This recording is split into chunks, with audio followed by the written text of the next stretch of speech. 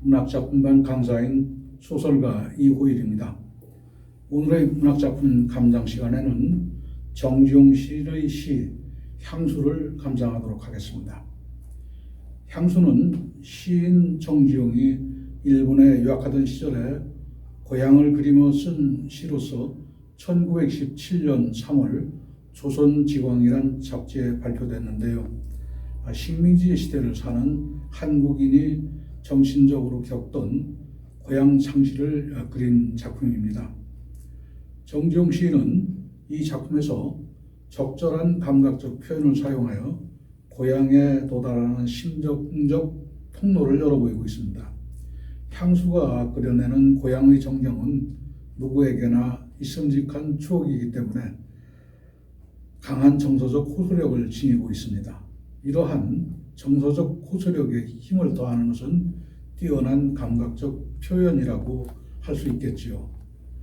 이 작품은 주권과 국토는 물론 민족과 그 혼의 상징으로서의 국어마저 핍박받고 또 억압당한 일제강점기의 고통스러운 상황 속에서 고향에 대한 그리움과 고향 상실의 비애감을 시로서 표현한 정지용 시인의 대표작 가운데 하나입니다.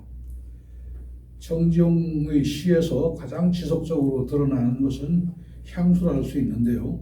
향수란 고향에 대한 그리움이지만 그 밑바탕에는 상실된 낙원을 회복하고자 하는 소망을 간직하고 있는 것입니다. 이것은 비관적인 현실 인식에서 비롯되며 따라서 그리움과 함께 비애의 정조를 띠게 된다고 하겠습니다. 그럼 제가 정지용 시인의 향수를 낭송해 보겠습니다. 향수, 정지용. 넓은 들 동쪽 끝으로 옛 이야기 지줄대는 실개천이 휘돌아 나가고 얼룩배기 황소가 해설피 금빛 게으른 울음을 우는 곳. 그곳이 차마 꿈엔들 이칠리야.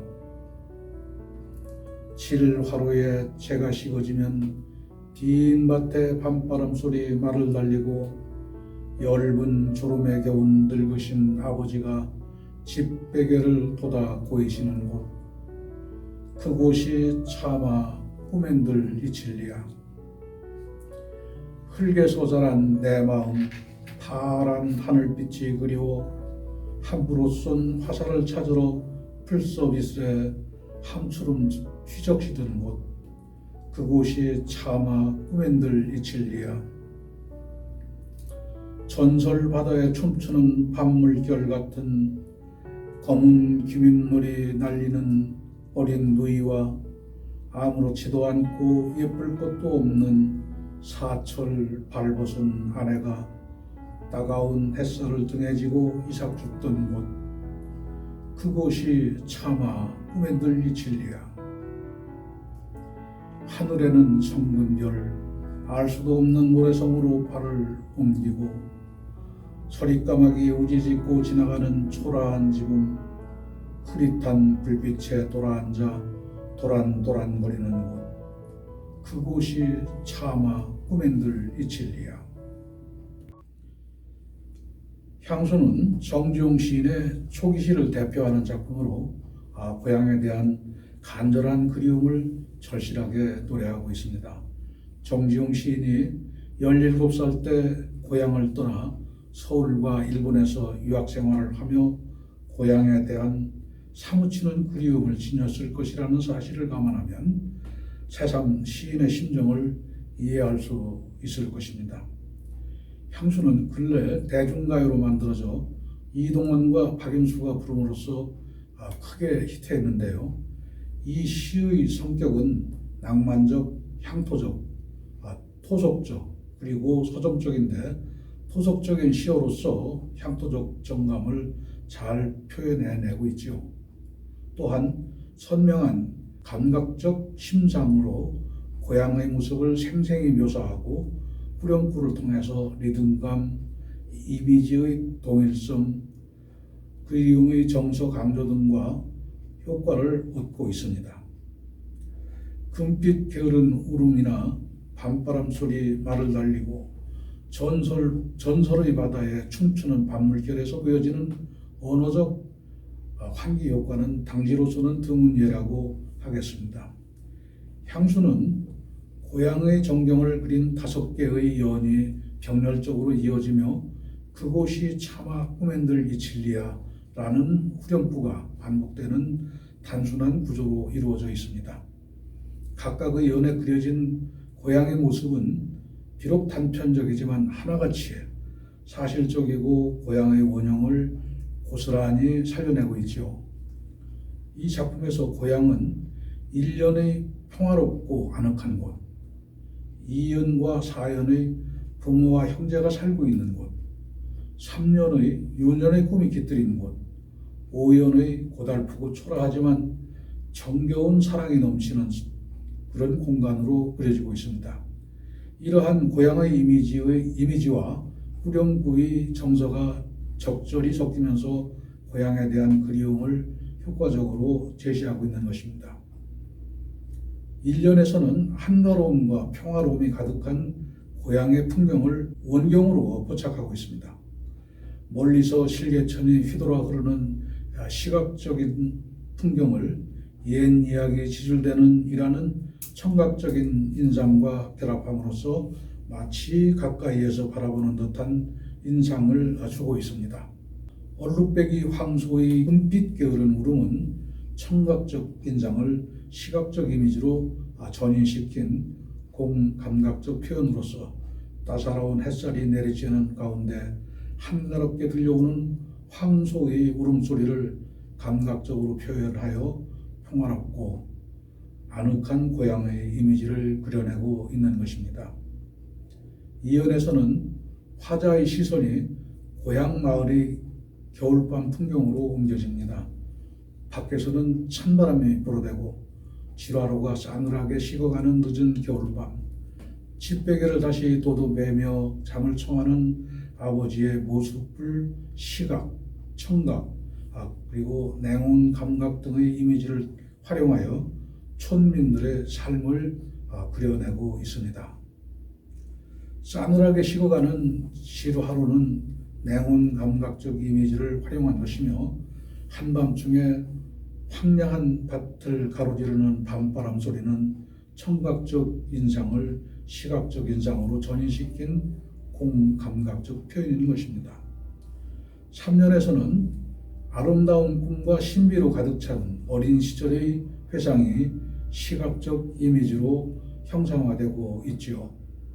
함으로선 화살은 유년 시절의 화자가 지녔던 미래에 대한 꿈과 동경을 상징하며 여기서의 고향은 유년 시절의 꿈이 서린 낭만적인 공간으로 그려지고 있는 것입니다. 사연에서는 평범하게 살아가는 어린 누이와 아내의 모습을 시각적 이미지를 통하여 농가의 정경과 시골 아낙네들의 소박한 모습을 그려내고 있습니다.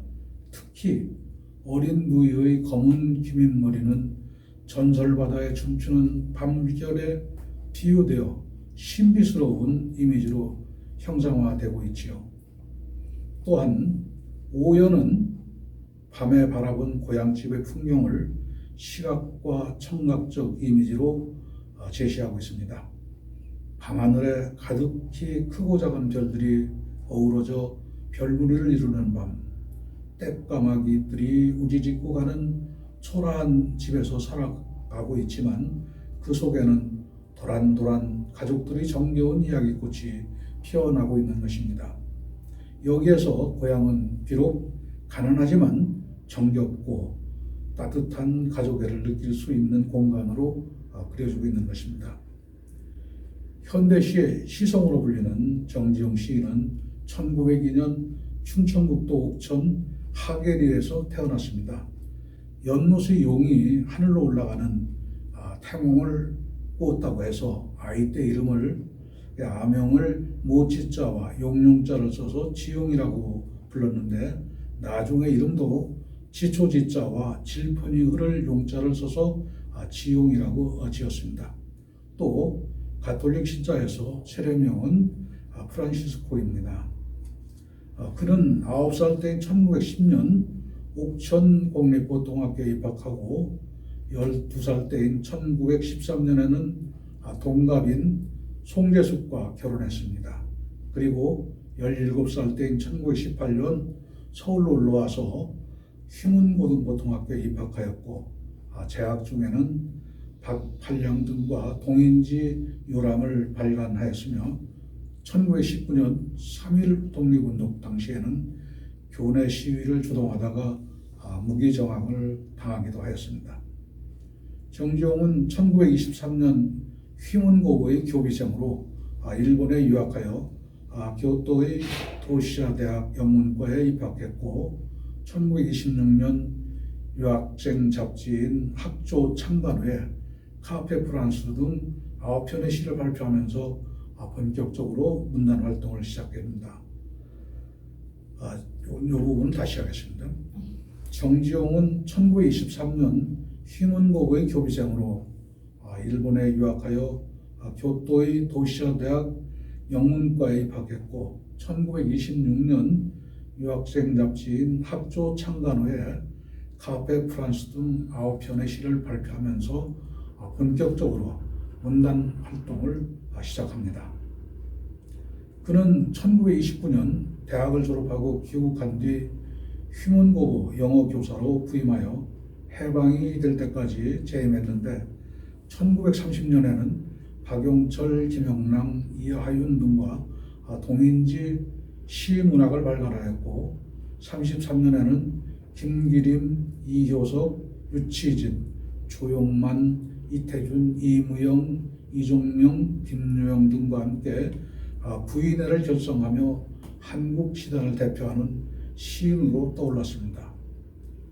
정지용 시인은 1935년에 첫 시집인 정지용 시집을 출간하였고 1939년부터 문학잡지 문장의 시부문 추천위원이 되어서 청록파 시인으로 불리는 조지훈, 박목월, 박부진을 문단에 등단시켰고 이어서 이한직, 박남수 등도 문단에 등단시켰습니다. 그리고 1941년에는 두 번째 시집인 백록담을 발간하였고 해방 이후에는 이화여자대학교의 교수가 됐으며 경향신문의 편집주간으로 활동하였습니다. 그리고 46년 2월에는 사회주의 계열의 문인 중심으로 결성된 조선문학가동맹의 아동문과위원장으로 추대되었습니다.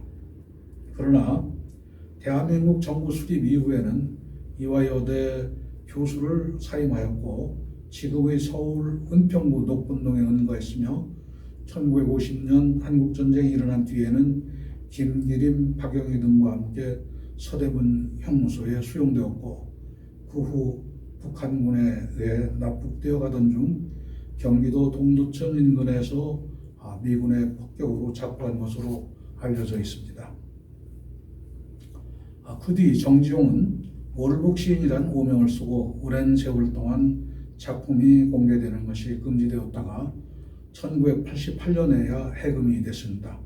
그리고 2018년에는 정부로부터 문화예술가 최고의 영예인 금관문화원장을 받았습니다.